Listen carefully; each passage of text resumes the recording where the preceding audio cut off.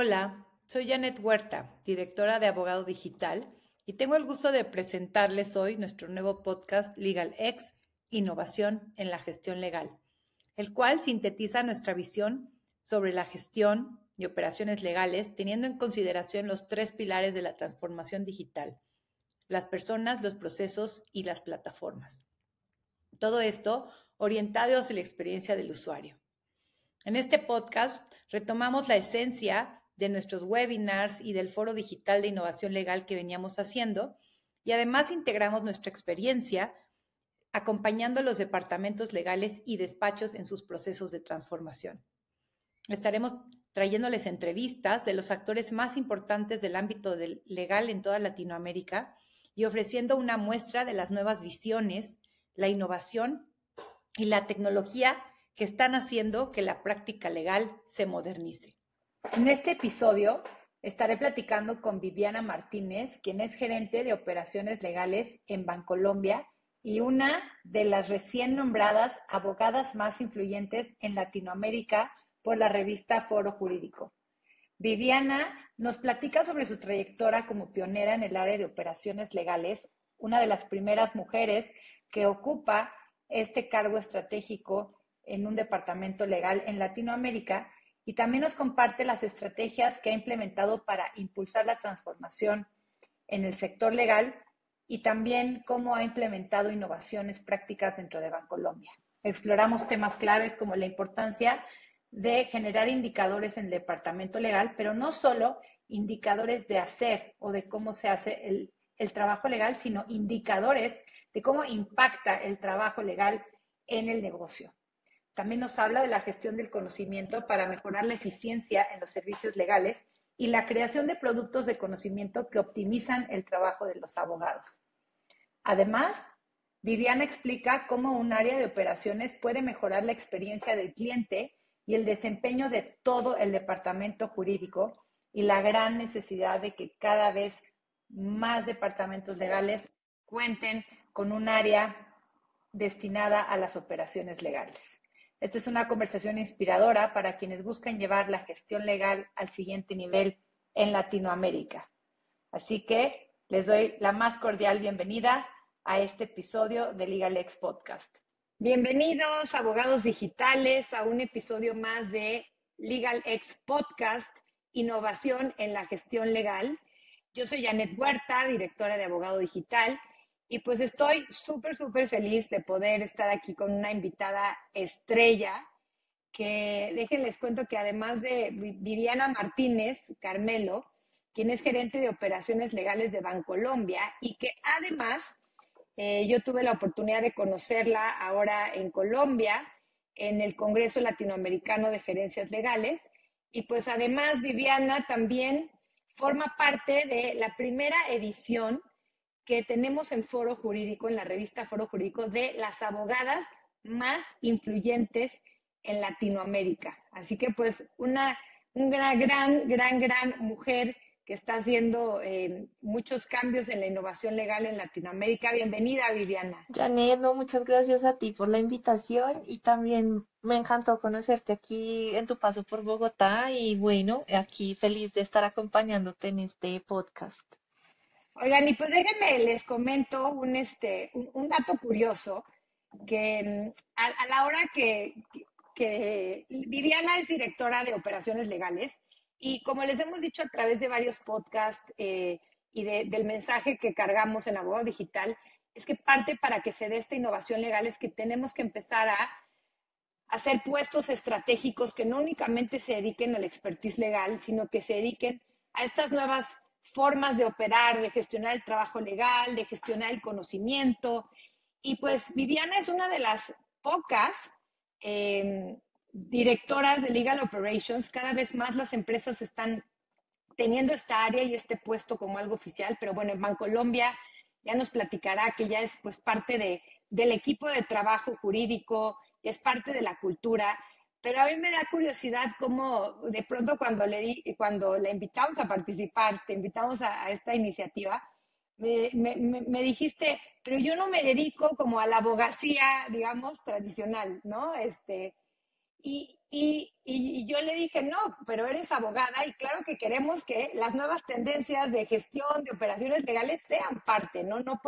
Porque no te dediques a un tema de expertise legal, somos menos influyentes y creo que al contrario, tu presencia en esta edición es como un statement, ¿no? Es un punto de necesitamos más abogadas que cada vez más y abogados que se dediquen a estos nuevos temas de gestión legal y que también le demos esta importancia a abrir esta conversación. Así que me gustaría, Viviana, que nos empieces pues, por platicar un poco de tu historia. Eh, brevemente, o sea, ¿en qué momento, de dónde vienes, en dónde tú empezaste a ejercer la práctica del derecho y cómo encuentras este nuevo expertise de operaciones legales? Bueno, pues eh, yo soy abogada de formación, como ya pues lo dijiste. Yo estudié Derecho aquí en una universidad en Bogotá, Colombia. Bueno, soy de Colombia. Em, y después de estudiar, de trabajar, trabajé 3 años y medio en una firma de abogados en temas de derecho laboral. Y después de esa experiencia laboral me fui a estudiar una maestría en Derecho de Negocios Internacionales en Holanda, en la Universidad de Tilburg. Y ese fue como el primer paso o el primer momento para la migración de mi perfil hacia los temas de transformación, porque en la maestría, si bien era una maestría de Derecho de Negocios Internacionales, el líder, el director de la maestría, que se llama Eric Vermeulen, también está muy metido en los temas de innovación del derecho. Y entonces él nos facilitó algunas sesiones en las cuales nos hablaba de cuál era el rol de los abogados para las nuevas generaciones de negocios, para las nuevas empresas de tecnología, para asesorar emprendedores, para asesorar startups, o sea, como abrir un poco el espectro del abogado tradicional, a mirar que el mundo se está moviendo de una manera distinta y por lo tanto está demandando que los servicios legales también se ajusten a esas nuevas dinámicas que están funcionando. Entonces, digamos que ese fue mi primer acercamiento a decir, bueno, el derecho de pronto sí necesita un cambio. Y de ahí empecé a conectar. Mi trayectoria ha sido también mucho de conocer gente y crear lazos y network alrededor del tema. Entonces, no te estoy hablando hace 10 años, que sí, en este momento es innovador el tema, pues imagínate hace 10 años. Entonces, en 2015 empecé a conectar con una comunidad de personas que se interesan en temas relacionados con la intersección de la innovación, el derecho y la tecnología, que se llama Legal Hackers, que incluso tiene ya varios capítulos a nivel mundial, varios en Latinoamérica, tienen uno en México. Entonces,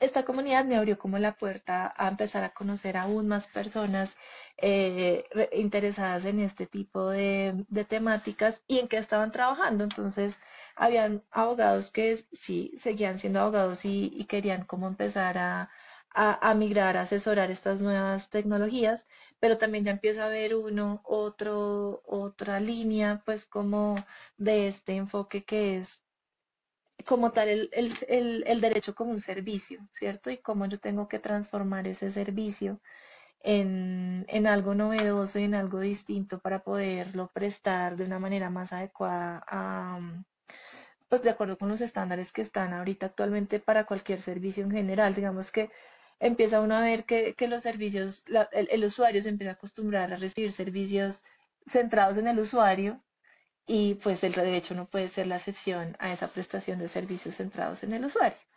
Entonces, bueno, pues digamos que ahí complementando con algunos cursos específicos y demás, regreso a Colombia, trabajo otro par de años, esta vez en el sector público, en una superintendencia que se llama aquí la Superintendencia de Sociedades.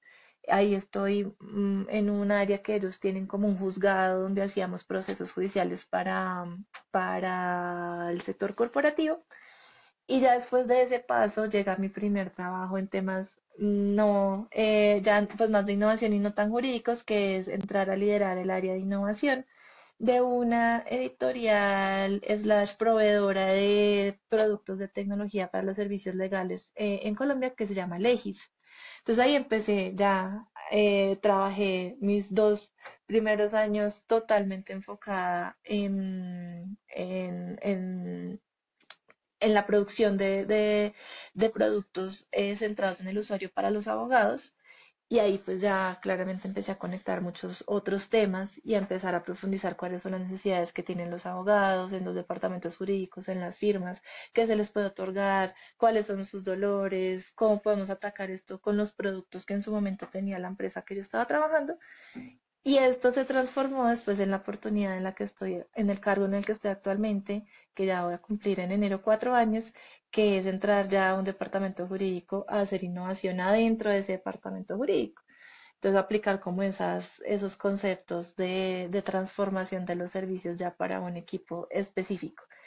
Y bueno, y ya llevo 4 años acá. Bueno, incluso pues ayudé a construir el área de operaciones legales. Antes teníamos pues como 2 áreas adentro del departamento jurídico que fusionamos y fortalecimos y robustecimos para generar el área de operaciones.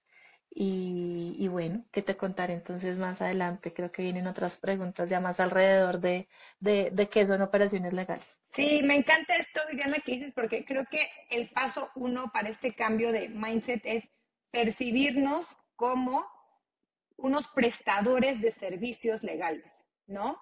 Percibirnos como si eres un despacho, eres una empresa de prestación de servicios legales, si estás adentro de una empresa, eres un área de prestación de servicios, ¿no? Y si estás en el gobierno, estás prestando al final de cuentas un servicio a la ciudadanía. Y porque a mí es muy curioso, pero como yo les digo, cuando una empresa de cualquier otra venta de servicios o productos, eh, por ejemplo, una universidad, ¿no? Que yo dirijo una universidad. No porque yo sea una universidad de derecho voy a contratar a puros docentes, pues tengo que tener mi área administrativa, mi área de mercadotecnia, mi área, y sin embargo los abogados es como esta mentalidad de que yo tengo un despacho y voy a contratar a puros abogados, y que los abogados hacen las cotizaciones, y que los abogados hacen el posteo en redes, y que los abogados y los socios están ahí persiguiendo a los leads y a los clientes, ¿no? Entonces, sin duda, a mí este entendimiento me llevó a decir, es que no nos estamos viendo como una empresa, ¿no? Porque además como que había este tema de, no, pues como ayudamos a la gente, entonces no podemos prestar un servicio como lucrativo, ¿no? Como si fuera algo como malo, digamos, ese lucro. Entonces creo que a mí me llama mucho la atención esto. Primero, es ese cambio, ¿no? Percibirnos como un área de servicios. Y ahora me gustaría que, la verdad es que yo he encontrado que el término de legal operations, operaciones legales, legal management, como le queramos decir, eh, está todavía con muy bajo conocimiento de lo que se trata en Latinoamérica, ¿no? Así que platícanos a través de esta experiencia que además tú llegaste a crear esta área en Bancolombia, que me encanta que además, pues sin ser una empresa necesariamente startup de tecnología, que esas ya lo traen en el ADN, pues es un banco que decide contigo explorar esta creación. Platícale a la audiencia qué es para ti en la práctica Legal Operations y un poco de los retos que te enfrentaste desde que empezaste a crear esta área. Listo.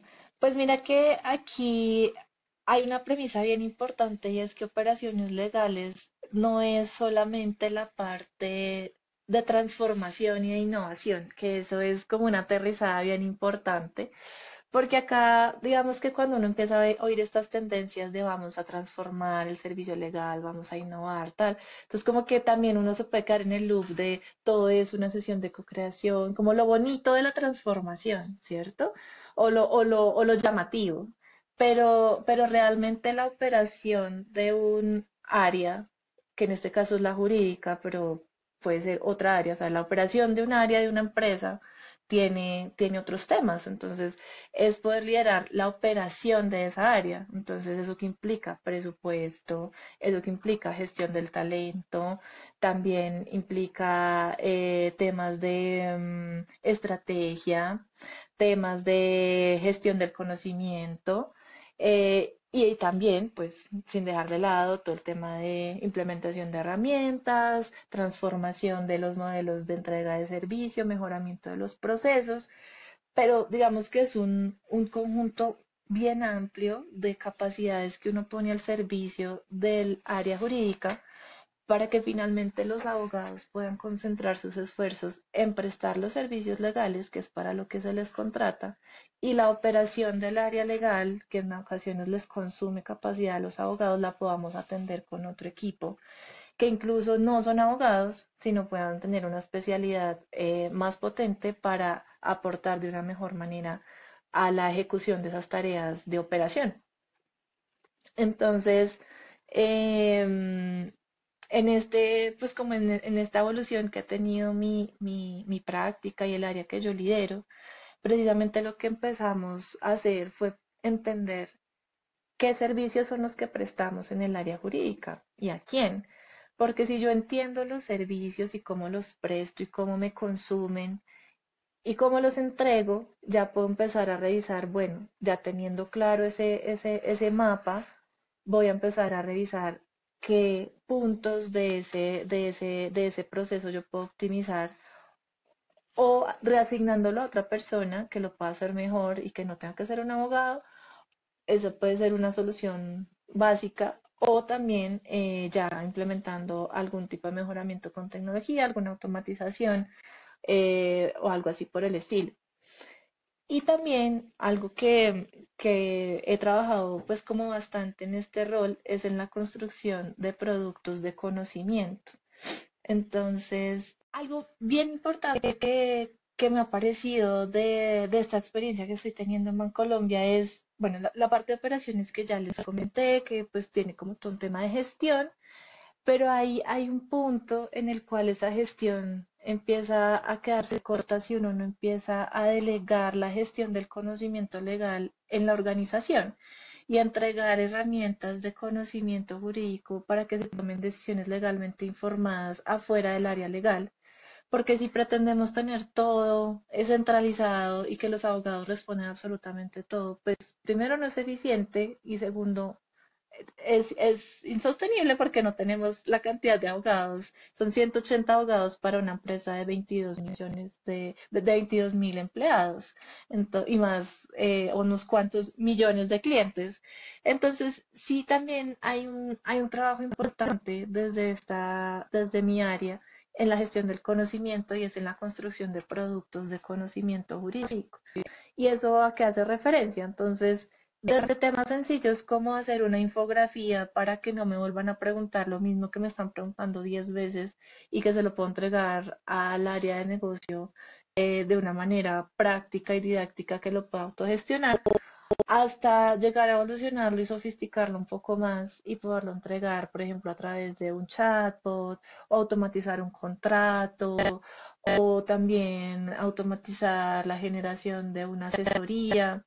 Entonces, eso nos ayudaba a ser mucho más eficientes en los recursos jurídicos que tenemos. Entonces, uno es descargar la carga operativa de los abogados, que entonces, pues, todavía incluso, pues, seguimos trabajando en eso, pero lo otro también es ayudar a que los abogados se centren en resolver esas consultas que el conocimiento jurídico es más complejo porque no, pues no podemos tener abogados resolviendo consultas masivas, que finalmente lo que hace el abogado en últimas es irse a un documento que tiene guardado en su computador, leer, buscar la respuesta y mandarla, pero ahí no hay ninguna producción nueva de conocimiento, todo ya está un poco como estructurado en ciertas reglas.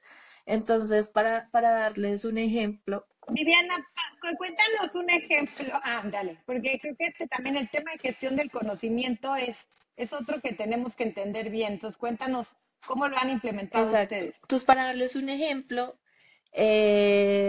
hicimos hace algunos años, hay una consulta muy reiterada pues, en los bancos, sobre todo acá en Colombia, no conozco en México si tienen la misma consulta, pero por ejemplo hay un cliente que fallece, ¿cierto? Y cuando este cliente fallece, sus familiares obviamente tienen derecho a reclamar los saldos de los productos que tenga ese cliente en la entidad. Entonces, hagan de cuenta el siguiente escenario. Hay una esposa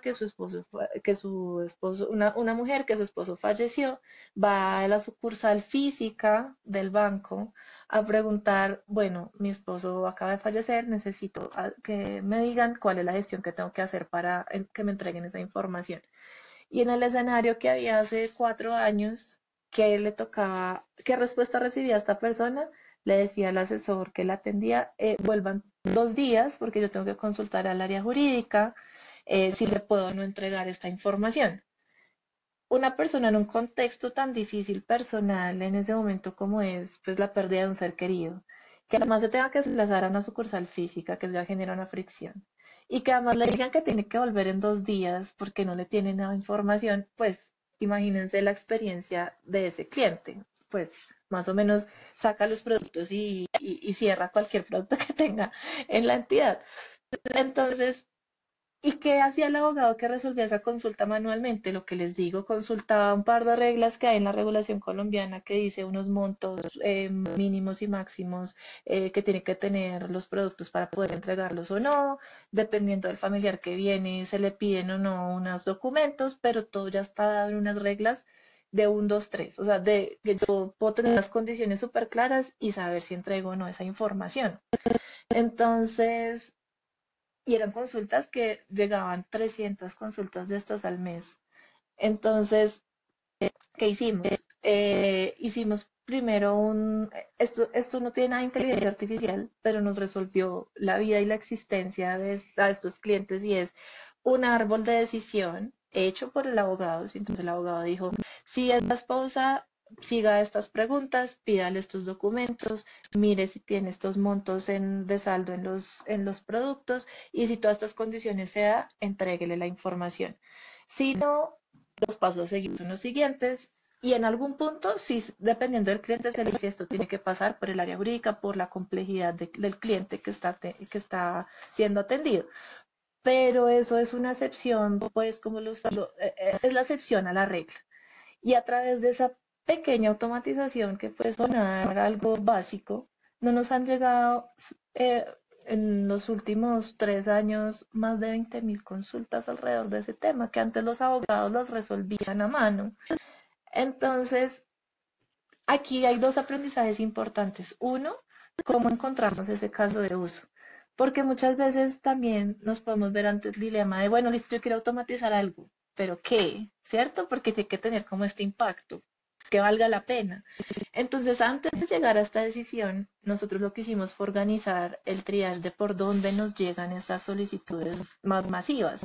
Entonces, toda solicitud que venga de las áreas comerciales, de las sucursales, que son como los espacios físicos que tiene el banco para atender, ya no sé, antes se canalizaban por correo electrónico. Imagínense, pues lo que es el correo electrónico es la herramienta más peligrosa para canalizar un tema más masivo. Entonces cambiamos del correo, lo pasamos a un sistema de tickets y ya al hacer un análisis de la estadística de los tickets que llegaban de esos pedidos, es que pudimos darnos cuenta que nos estaban llegando muchos tickets del tema de fallecidos y con esa información empezamos a construir el bot, pero teniendo también los datos que nos ayudaban a como a reafirmar el camino. Obviamente en esto pues no hay camino 100% seguro y nos hubiera podido ir muy mal y que esa no hubiera sido la alternativa, pero afortunadamente sí fue. Pero entonces también no fue como una escogencia al azar, sino fue una escogencia predeterminada, por decirlo así, con base en los datos que ya también estábamos generando al organizar un poco la forma como estábamos recibiendo las solicitudes. Eso es un producto de conocimiento. Oye, Viviana, déjame aquí, te digo algo porque voy a vincular a lo que decías hace rato del tema de conocer los servicios, ¿no? Porque lo que hemos visto en Abogado Digital es que esto es casi como si fuera el primer paso, que es conocer qué servicios ofrezco y tener algún tipo de sistema que en el argot tecnológico le llamamos ticketing, ¿no?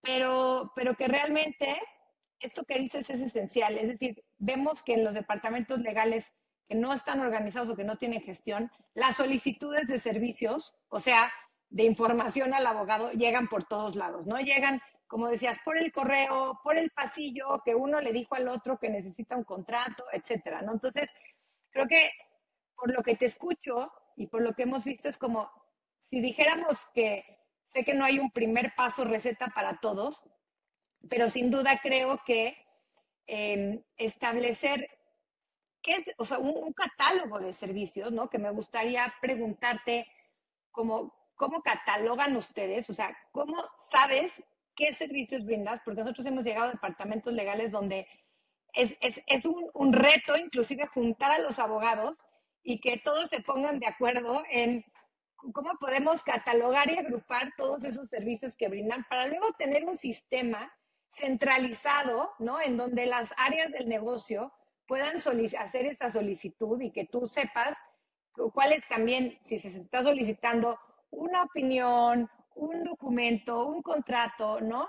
Cuéntanos un poquito más de esa experiencia y este sistema de ticketing ya luego te empieza a dar los datos, como tú dices, de a ver, por dónde me llegan, cuántas solicitudes, de qué categoría, cuál fue tu experiencia al llegar a un área, crear esta área y decir, ¿cómo empezar siquiera a catalogar qué servicios brindamos? Eso es sentarse a hablar con el que trabaja, con el que presta el servicio. Entonces, pues obviamente está la estructura organizacional del área jurídica, por dentro normalmente hay, pues cuando son grandes, depende del tamaño, ¿no? Pero pues para un área de 180 abogados, pues obviamente adentro tiene que haber una estructura. Y esa estructura tratamos de tenerla alineada con la estructura que tiene el negocio, ¿cierto? Para que el negocio también vaya viendo como esos espejos y se pueda orientar un poco mejor de, ah, bueno, si yo soy del negocio de personas y pymes, pues hay una gerencia que atiende esos temas y uno va generando como esas conexiones. Entonces, con una estructura, la estructura base que tenga el área, nos sentamos con el líder de cada una de esas mini áreas y le preguntamos, ¿ustedes qué hacen? Pero también es empezar como a cuestionar, porque el abogado puede ser o muy concreto o se va muy como por otros temas o a explicarte el caso concreto que está atendiendo. Entonces, construimos sí unas preguntas como muy orientadas a saber teniendo en cuenta que queríamos obtener de información, que esas preguntas se hicieran, que básicamente pues pueden ser por dónde te llegan las solicitudes, cómo las asignas, cuántas te llegan, que esa es la que normalmente casi nunca me saben responder, porque ahí viene el depende, ¿no? Depende del día, de la semana, del mes. Bueno. ¿Cuántas le llegan? ¿Por dónde las recibe? ¿Cómo las distribuye en su equipo? Y después el equipo, ¿cómo las trabaja? Y cómo las entrega. Haz de cuenta que si uno estuviera haciendo como un triage, como una versión de proceso, como mentalmente, y mira que eso te da los pasos de todo esto que estamos hablando para después uno empezar a mercar de ahí a optimizar. Entonces, en el cómo le llegan, pues hay variedad de cosas que ya dijimos, cómo la distribuye también, pues depende de la complejidad, del volumen de los temas. Y el cómo lo entregan también es importante porque yo creo que no solo es un reto de acá, pero sino entonces, pues es el reto que yo tengo acá también es la gestión del conocimiento que se produce adentro y que se pueda reusar, porque el conocimiento como que una vez se produce, a veces no hay donde consultarlo otra vez, ¿cierto? Y vuelve y se hace otra vez y vuelve. O peor aún, vuelvo y se lo pido al abogado externo que me cobra por eso y se lo estamos pidiendo de manera duplicada.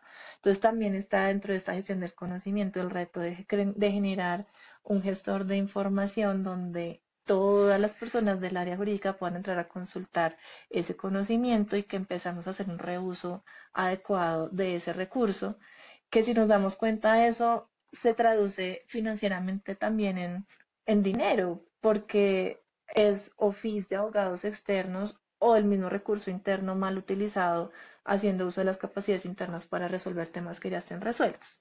Entonces, como que hay también mapear en dónde lo guardan, cómo lo están, que normalmente son como cada grupo tiene su grupo de teams y lo guarda como quiera. Entonces ahí nos tocó hacer un barrido de unificar taxonomía, de cómo lo guardan, de que se publica, que bueno, hicimos un gestor documental interno en SharePoint porque es lo que el banco nos ofrecía, no teníamos la posibilidad de implementarnos un DMS de estos pues como súper poderosos, pero lo logramos.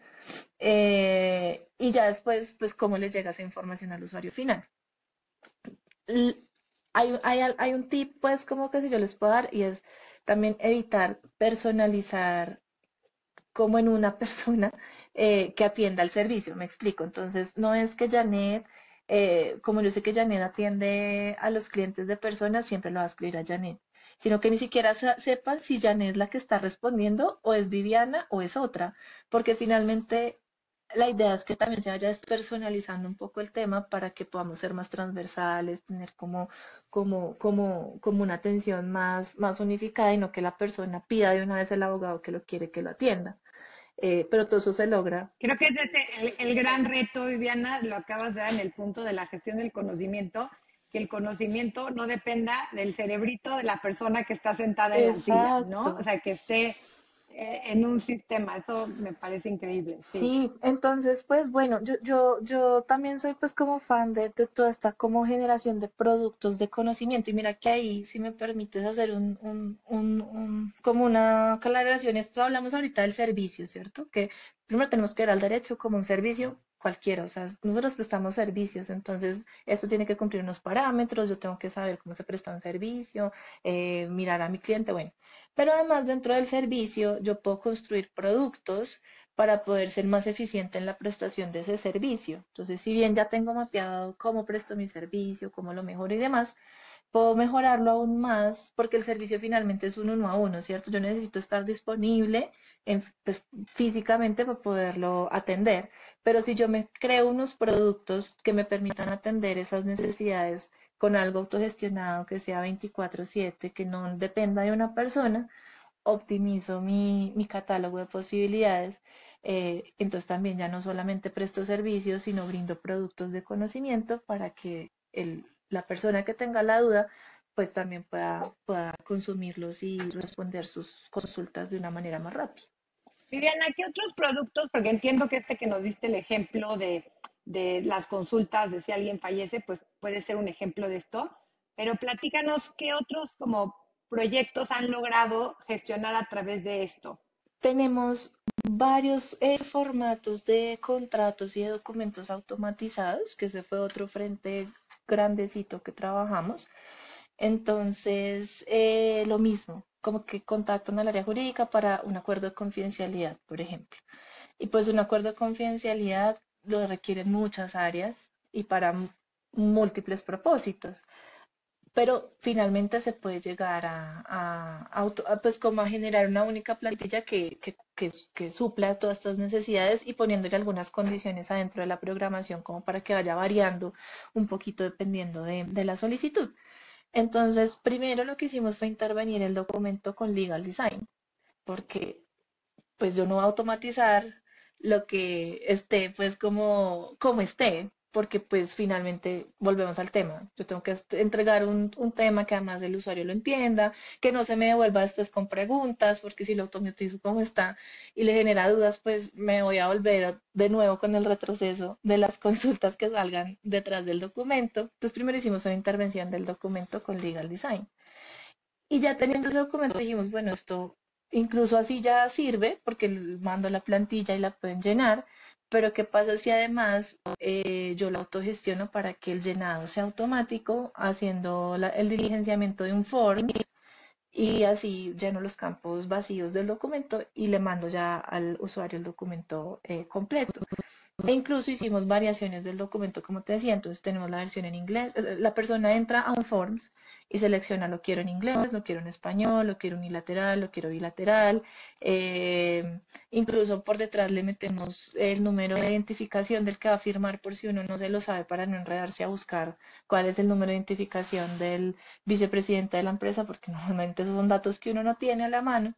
Y entonces, bueno, hicimos toda esa búsqueda de información. Y acá viene otro tema importante y es trabajar con las restricciones que tengan. Entonces nosotros al principio empezamos a mirar por fuera proveedores y herramientas de automatización de documentos que también pues súper chéveres y bueno, pues maravillosos y las pueden tener.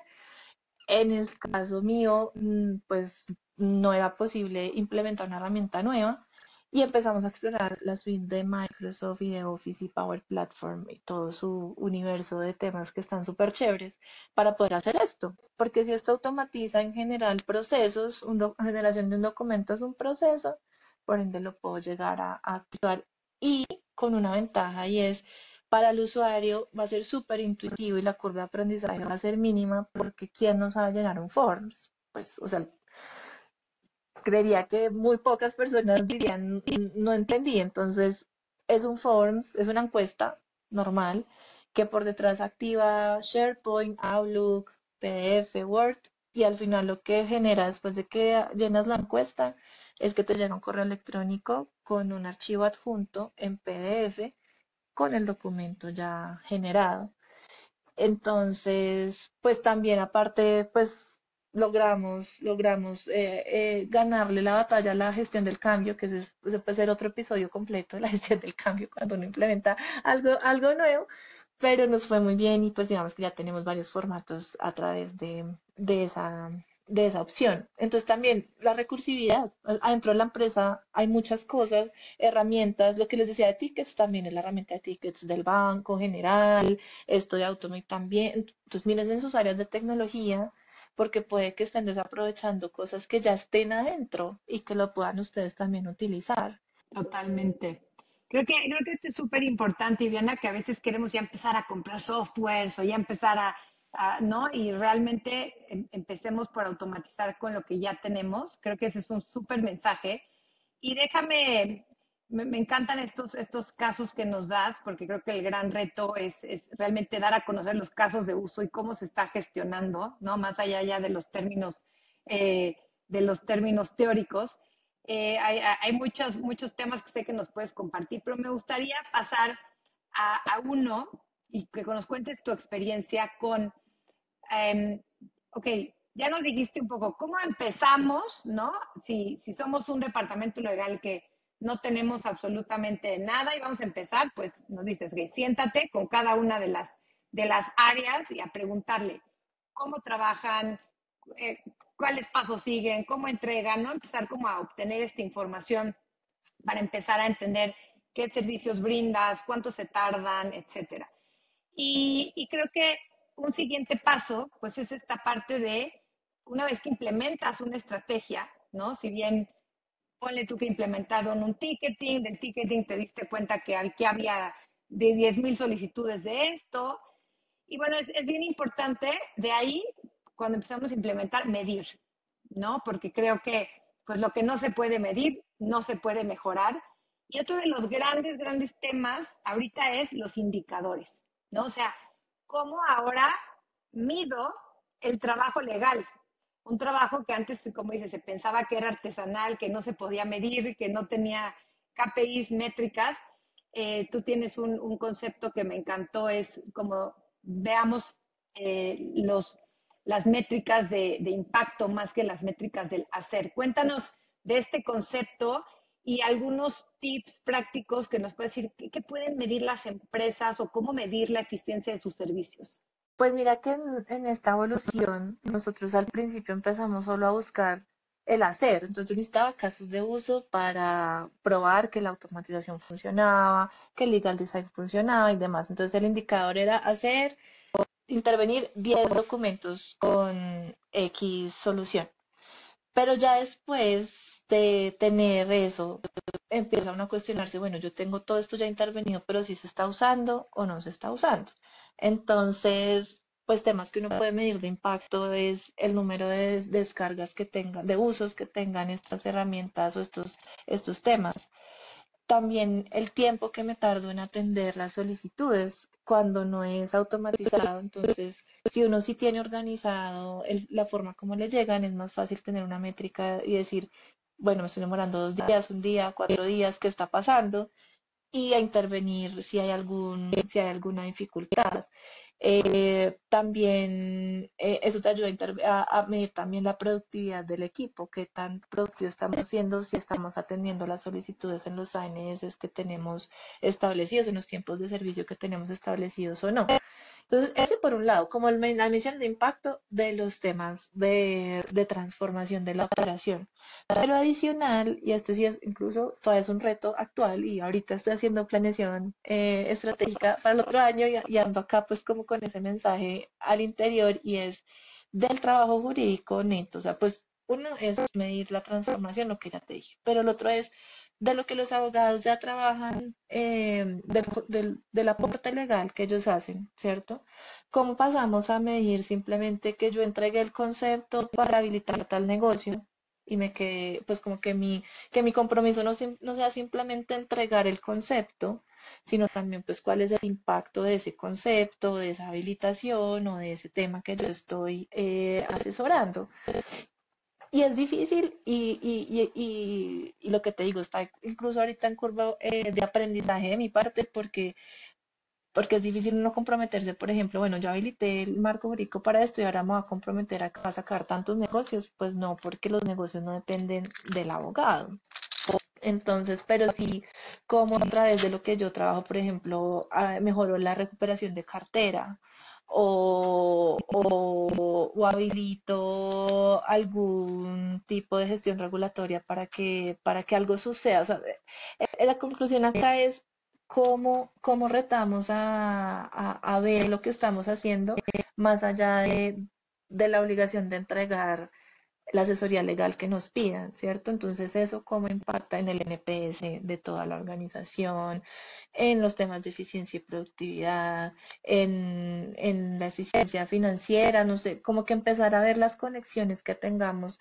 Y mira que solamente cuando uno se sienta a pensar en eso es que incluso descubre el impacto que tiene lo que uno hace, porque entonces uno piensa que simplemente se quedó ahí, pero al empezar a indagar un poco en ese impacto de eficiencias que uno se da cuenta, por ejemplo, en una automatización de un documento que simplemente estábamos midiendo número de descargas y que se esté usando, fuimos más allá y empezamos a medir, bueno, esto optimiza que el crédito se entregue en menos días y por lo tanto, si se entregan menos días, el banco empieza a recibir ingresos más pronto porque el negocio se concreta más rápido y entonces, derivado de todo eso, hicimos un caso de negocio probando cómo nosotros con una automatización de un documento generamos ingresos también, que es una mirada diferente a simplemente decir, pues yo lo automaticé y pues ya el negocio es el que lo usa.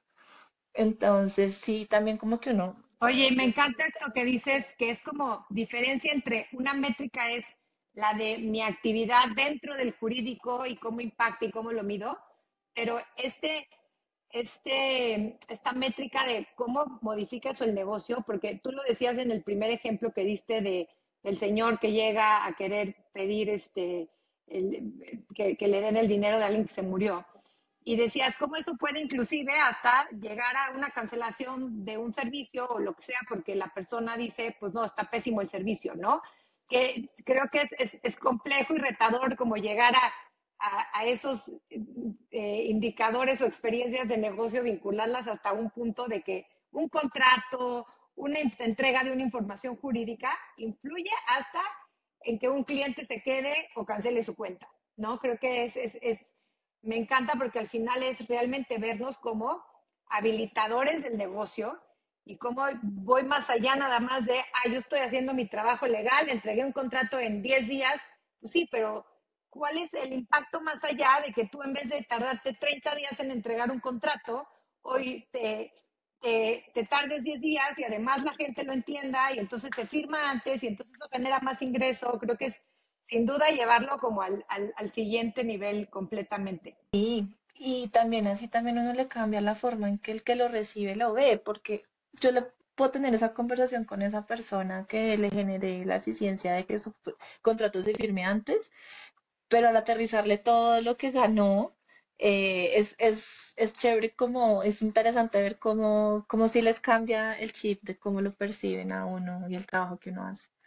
Claro, y sabes, ahorita me lleva un ejemplo que sí lo vemos mucho, sobre todo en los temas de políticas, de las políticas que generan los departamentos jurídicos de compliance, de publicidad, de propiedad intelectual, que es como, mi chamba se terminó cuando yo ya generé la política. Y vamos y preguntamos, oye, justo con lo que decías, ¿y cuántos la vieron? ¿Cómo la consultan? ¿Qué opinan los usuarios de la información? no tienen idea de si la usaron, si no la usaron. Entonces, ¿de qué sirvió mi trabajo? ¿No? Por ejemplo, las consecuencias, en un caso analizábamos que el jurídico tenía que mandarle a una sucursal un requisito gubernamental y como mandaban el documento así, pues la gente no lo entendía porque era un requisito de gobierno, ¿no? Y el impacto era que les podían clausurar la sucursal simplemente porque el gerente de la sucursal no entendió, digamos, el cumplimiento que tenían que hacer de lo que requería el gobierno, ¿no? Entonces, al intervenir ese documento, que más que intervenir en sí el requerimiento del gobierno, es cómo yo, legal, comunico la información que es más importante para que no haya un impacto en el negocio que puede llegar al nivel de que me clausuren una sucursal, ¿no? Entonces, creo que eso es algo increíble, pero bueno, podríamos estar aquí con mil cosas y mil ejemplos. Me encanta todo lo que dices, pero quisiera cerrar con una pregunta que nos platiques, bueno, aparte de otro mensaje, pero, por ejemplo, en Bancolombia, que dices que son 180 abogados, ¿cuántos abogados están en tu área de legal operations? Es decir, un poco en ver una proporción de para gestionar 180 abogados, cuántas personas necesitas y preguntarte también cómo está conformado tu equipo. Es decir, ¿tienes puros abogados? ¿Tienes diseñadores? ¿Cómo conformas esta área? Pues abogados somos dos, nomás, somos 10 personas, entonces pues empecemos por ahí. Entonces, pero antes éramos, yo empecé con 2 personas y un practicante. Entonces, sí, tener personas con otras profesiones es súper importante porque incluso uno no sabe exactamente cómo resolver el reto que sí lo sabe hacer el experto en el tema. Entonces, tengo un ingeniero industrial, tengo un diseñador, tengo un ingeniero financiero, eh, y como de manera rotativa ya me pareció súper poderoso poder usar estudiantes, practicantes, dependiendo de lo que estemos haciendo.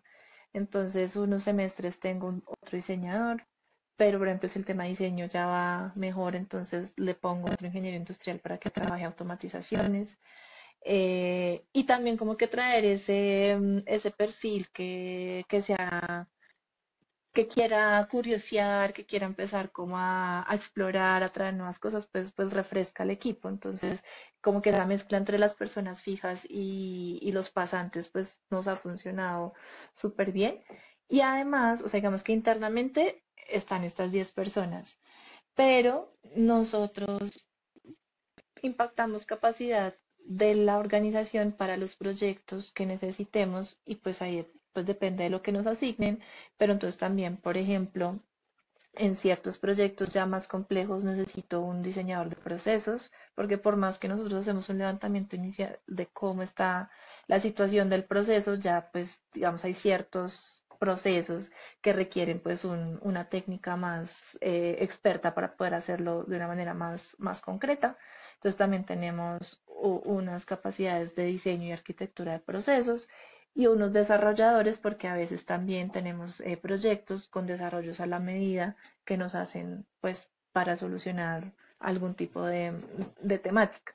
Entonces, sí, es una mezcla y acá las recomendaciones, incluso, por ejemplo, en Estados Unidos, casi ningún líder de operaciones legales es abogado.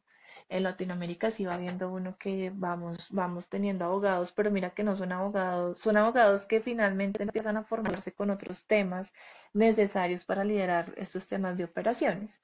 Entonces yo creo que no es necesario ser abogado para ser el líder de un área de operaciones, por ejemplo, o para estar adentro de un área de operaciones. Y si soy abogado, tengo el reto de definir un poco, nutrirme de otras áreas, de otros conocimientos para poder pues, desempeñar mejor este trabajo. Y ahí también me parece importante hacer una aclaración que yo les hago, por ejemplo, me encanta dictar clase y le digo a los estudiantes de derecho y es, está perfecto si ustedes quieren seguir siendo abogados, porque también un poco que como que estas tendencias nuevas empiezan a decir, bueno, pero entonces finalmente soy abogado o sé de marketing, de diseño, ahora me dicen que programe, o sea, pues también como que le estamos exigiendo mucho el perfil del abogado Entonces, si un abogado quiere ser abogado, está perfecto, que tenga apertura, obviamente, al tema de innovación, que sepa prestar sus servicios de una manera más centrada en el usuario, que utilice y sea sensible y conozca las herramientas que puede tener a su disposición para trabajar, pero eso no significa que tenga que dejar de ser abogado pues, para trabajar. Otra decisión de vida es la que yo tomé, que fue dejar de prestar servicios legales para dedicarme a los temas de transformación y de operación. Pero son dos caminos. De cómo, que ahora te dedicas no a prestarlos, sino a cómo los prestamos. Exacto, pero son dos caminos válidos los dos, pero un poco como que no nos dejemos abrumar, que si yo no sé todo esto, ya no soy un buen abogado. Es simplemente como esa apertura y saber que para eso existen otras profesiones en las que uno se puede apoyar, no lo tiene que hacer todo el abogado. Entonces, pues precisamente por eso están estos equipos. Y creo que esto, Viviana, lo quiero así poner como en highlight, así amarillo, porque ese es otro de los grandes temas que tenemos directores jurídicos, es decir, que a la hora que empiezan a escuchar estos temas de operaciones legales, innovación, dicen, como que se estresan, ¿no? De entrada es como, que ya, primero los que todavía no saben ni que lo necesitan, ni cuáles son sus dolores, ni por qué. Pero bueno, cuando les pasa algún tema donde necesitan información, ven que no la tienen y dicen, ok, y cuando se dan cuenta que es un tema de gestión, dicen, híjole, ahora me tengo que, aparte de mi chamba, capacitarme y en dónde aprendo esto, ¿no? Y yo les digo, tranquilos, o sea, es importante, como decías, que ya te diste cuenta que lo necesitas, pero entiende que no lo tienes que hacer tú. Pero sí es importante que esos liderazgos jurídicos entiendan que necesitan a alguien de la mano, como lo es Viviana, una directora de operaciones legales, que les vaya dando ese acompañamiento en paralelo de tú prestas el servicio legal y yo me encargo de ayudarte a observar cómo los prestas, a eficientar cómo lo prestas, ¿no?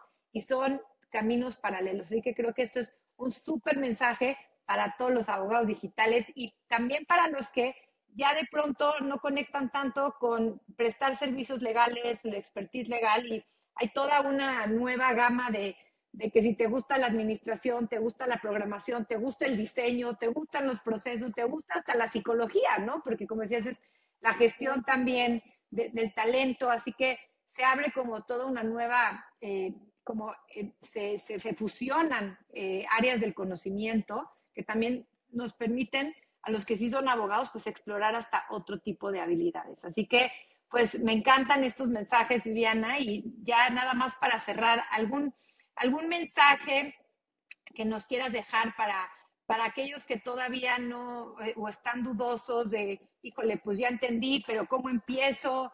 ¿Qué nos podrías dejar de mensaje Bueno, final? yo creo que ahí un mensaje valioso hay que probar, ¿sí? Porque lo perfecto es enemigo de lo probable, ¿sí? O sea, no pueden esperar a tener absolutamente mapeados todos los procesos del área legal y tener perfectamente el conocimiento de todo, porque cuando ya tengan todo eso, ya se les va a empezar a desactualizar.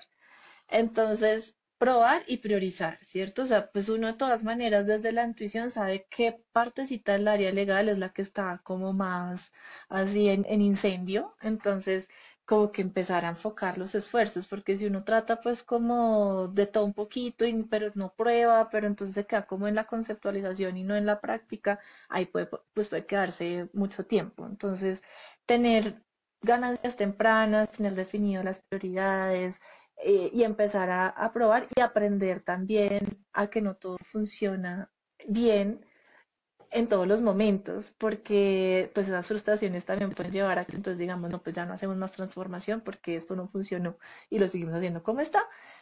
Y puede que eso pase en una ocasión, pero no tiene que ser la generalidad y simplemente puede ser aprender de ese fracaso y continuar con la evolución. Entonces, van a haber momentos que tengamos casos tops, como lo que les decía del caso de los fallecidos, y habrán otros en los que, pues nada, recojamos antes de que esto impacte más capacidad y más presupuesto y demás. Entonces, pero sí es importante probar. Y algo que a mí me ha parecido muy potente en esto es que uno se puede acompañar de un líder que apalanque esa transformación. De mi parte, el líder del área jurídica del banco es una mujer como súper abanderada y pro transformación, lo tiene en su estrategia, lo tiene como prioridad, mejor dicho, número uno, porque si uno no tiene ese apoyo del líder pues es más difícil llegar a que salgan estos proyectos adelante. Entonces, pues también rodearse, si no es el líder, por lo menos de estos champions que llaman a veces, que sean pro este tema y empezar a trabajar con esas personas para poder evolucionar. Totalmente. Pues me encanta, Viviana, muchísimas gracias. En verdad es que nos llevamos muchísimo de esta conversación contigo. Estamos poniendo también, abriendo la conversación para ver cómo otros departamentos legales innovadores en Latinoamérica gestionan su trabajo. Creo que necesitamos más espacios donde los abogados compartan, no nada más qué hacen y cómo hacerlo, sino también cómo brindan sus servicios, cómo gestionan su trabajo para encontrar mejores prácticas y al final de cuentas ir construyendo esto juntos. Así que sin duda eres una clave para este sector de Legal Operations en Latinoamérica, una líder, no solo abogada influyente en la TAM, sino sin duda una líder de la innovación legal.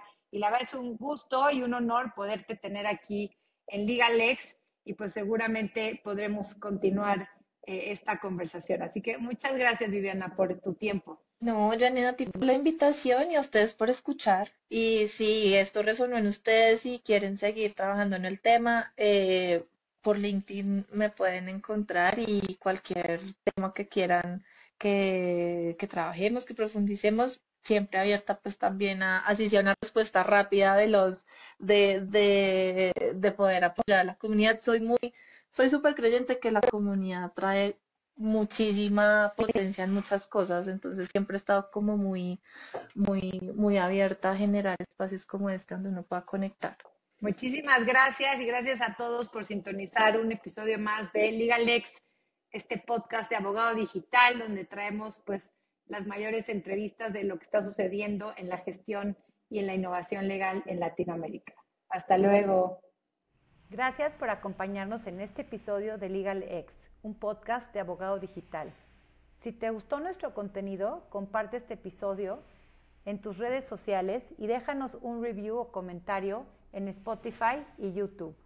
Esto nos ayudará a llegar a más personas y abogados digitales como tú y así cumplir nuestra misión de colaborar a construir el nuevo ecosistema de la gestión legal en Latinoamérica. También nos puedes escribir por correo electrónico con tus ideas, comentarios, feedback o cualquier otro tema que te gustaría escuchar en este podcast. Nuestro correo es soy@abogadodigital.lat. No olvides suscribirte para que no te pierdas los próximos episodios llenos de innovación legal. Nos escuchamos en el próximo episodio.